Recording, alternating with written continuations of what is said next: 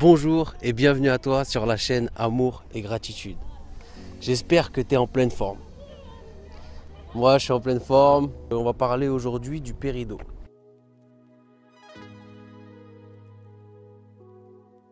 Je vais te parler de son histoire, de ses propriétés physiques et énergétiques. Dans ce superbe parc du Roi Soleil.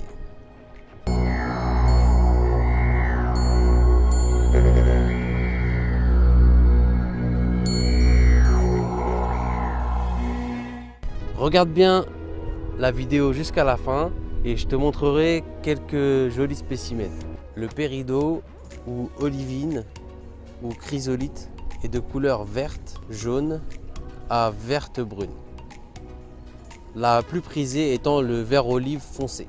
C'est une variété de pierre fine de la forstérite. La forstérite est un minéral du groupe des silicates et sous-groupe des néosilicates. Ces cristaux peuvent atteindre jusqu'à 20 cm de long. Ils se sont formés dans la lave et remontent à la surface de la Terre pendant les mouvements des plaques. Et du coup, sa couleur verte est liée à sa teneur en fer. D'où vient le nom péridot? Certains historiens pensent que les célèbres émeraudes de Cléopâtre étaient en réalité des péridots. Le péridot est décrit comme un joyau vert rare par l'orfèvre Pierre de Rosenel dans son livre de 1667 sur le commerce des trésors indiens. L'île de Zabargad est une des sources de péridot depuis l'époque gréco-romaine. En Égypte, des fouilles de l'ancien port de Bérénice ainsi que sur l'île de Zabargad ont révélé une activité minière qui daterait de 3 siècles avant Jésus-Christ. Sur le plan géologique, les péridotites de l'île de Zabargad fournissent des informations précieuses sur les conditions régnant dans le manteau continental supérieur et sur le processus associé au soulèvement des roches du manteau à la surface. Intéressant tout ça. Les gémologues et les minéralogistes pensent que le péridot vient de l'arabe ou du persan farida, qui se traduit par unique et qui est censé aussi signifier gemme, donc pierre fine en français. Très intéressant. Les gemmes péridot se sont formées dans les veines hydrothermales à un stade avancé, formant de gros cristaux pouvant atteindre plus de 20 cm.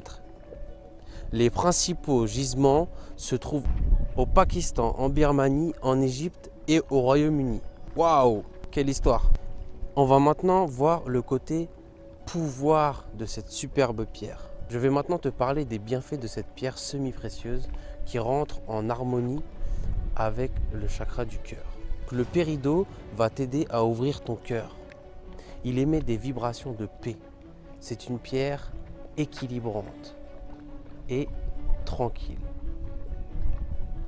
Il sauvegarde les équilibres menacés par les influences négatives extérieures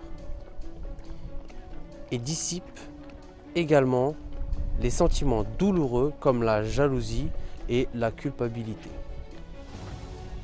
Le péridot est complémentaire de la labradorite. Il est idéal pour les personnes qui exercent des professions médicales car il contre les énergies négatives véhiculées par leurs patients. C'est une pierre qui attire la prospérité et ainsi améliore la santé et la vitalité. Comme l'émeraude, le péridot ne supporte pas très bien la présence des autres minéraux. Il doit être utilisé seul en lithothérapie. Pour la purification, le péridot se nettoie dans de l'eau distillée salée et pour le recharger sur amas de quartz ou au soleil. Et il n'est pas nécessaire de le nettoyer souvent. Il t'aidera à progresser sur le plan émotionnel, personnel, en t'aidant à créer suffisamment d'espace pour progresser. Il te permettra de t'adapter plus facilement durant les transitions et les cycles naturels de la vie. Il favorise également la fertilité. Voilà, c'est tout pour le Peridot. Merci à toi d'avoir regardé cette vidéo. Je te souhaite le meilleur.